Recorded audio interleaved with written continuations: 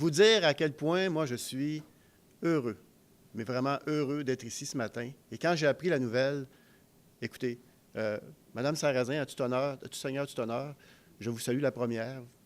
Merci d'être là, merci d'être dans nos vies, dans vos vies. Vous avez fait un travail colossal. Avant d'aller plus loin, je veux saluer, évidemment, Monsieur le maire, on est à Lanoraie. Alors, pour les caméras, les gens qui nous écoutent, nous sommes à Lanoraie, dans la municipalité de Lanoraie, bien sûr, avec Monsieur le maire. Monsieur le président de la Société Saint-Jean-Baptiste, Monsieur Laporte, bienvenue chez nous. Vous êtes toujours le bienvenu ici. Je veux saluer aussi Monsieur Godette, qui est président, donc, section Lanaudière de la Société Saint-Jean-Baptiste. Madame Lachapelle, qui représente RVHQ, ce que vous voyez à l'avant ici, donc le mouvement national, si on peut dire ça comme ça. Et vous tous qui êtes présents et qui avez accompagné Mme Sarrazin dans sa folle aventure. Parce qu'il fallait être un peu fou pour penser que David, encore une fois, gagnerait contre Goliath. Je sais que l'image frappe, mais c'est exactement ça. Il ne faut jamais oublier que vous vous êtes battu contre une multinationale qui a des ramifications partout, au Canada, bien sûr, et j'allais dire sur la planète, qui a des milliards et des milliards d'argent disponibles, des centaines de lobbyistes qui font un travail fou, qui ont fait un travail fou pour tenter de passer un pipeline dans la gorge des Québécois. Vous savez ça? Vous connaissez l'émission culte? Hein? Le Seigneur des Anneaux? Vous ne passerez pas. Eh bien, nous avons notre Gandalf national au féminin. Mesdames et messieurs, Mme Modeste Sarrazin. Bravo!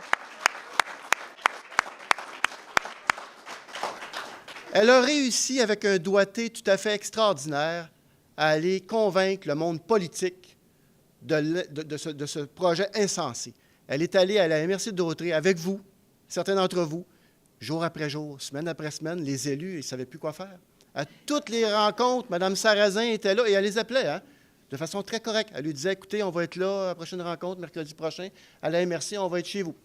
Elle appelait toujours pour s'annoncer, pour dire qu'elle serait là, qu'elle avait des questions, puis qu'elle voulait aussi pouvoir, tout comme TransCanada le faisait, hein, être, mais non pas être la lobbyiste d'entreprises pétrolières, mais d'être la voix des gens d'ici. Et ça, c'est drôlement important. Elle a donc réussi à fédérer le monde politique, puis Dieu sait que ça n'a pas été facile dans certaines régions, on ne les nommera pas, parce que d'autres places étaient plus difficiles. Ici, on a eu un bel accueil. D'ailleurs, il faut dire que dans la MRC de Dautrey, c'est la première étude environnementale sur le projet Énergie-Est, la première étude environnementale indépendante qui a été commandée de façon extrêmement objective et indépendante par les maires de la MRC de Dautrey pour connaître un peu plus le projet. Et quand même, c'est quand même assez extraordinaire. Hein? On a un projet qui veut nous être imposé et il a fallu qu'une dame se lève, réunisse des gens comme vous, aille à la MRC pendant près d'1 an pour réussir à convaincre les élus que ça n'avait pas de bon sens, ce projet-là, que ça menaçait notre environnement, ici présent, local, bien sûr, régional, national et international.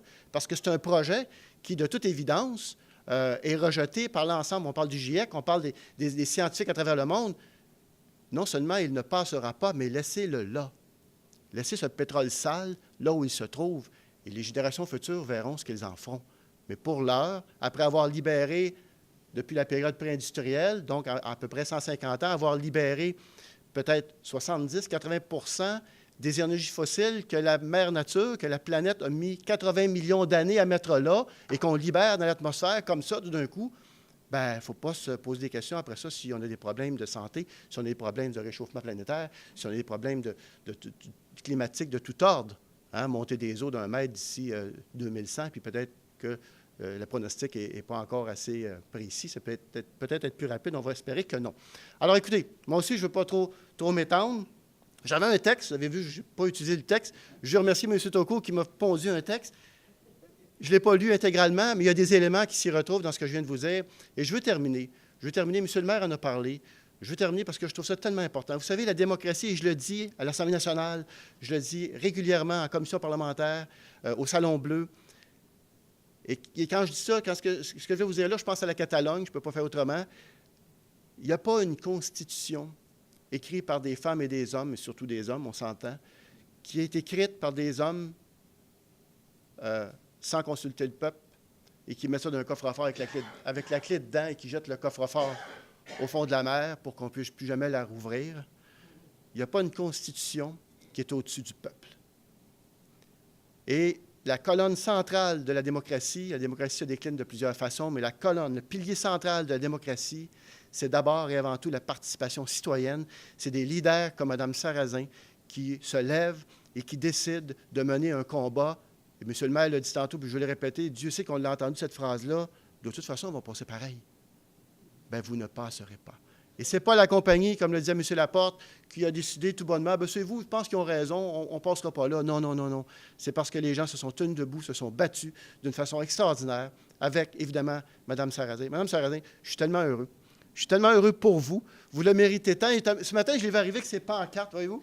Alors, aujourd'hui, on veut l'honorer, puis on l'honore, et elle arrive avec ses pancartes. Parce que le combat, effectivement, Mme Sarrazin avait raison, le combat, il n'est pas terminé. On se bat, bon, moi, je suis rendu assez âgé, mais on se bat pour qui? On se bat pour nos jeunes.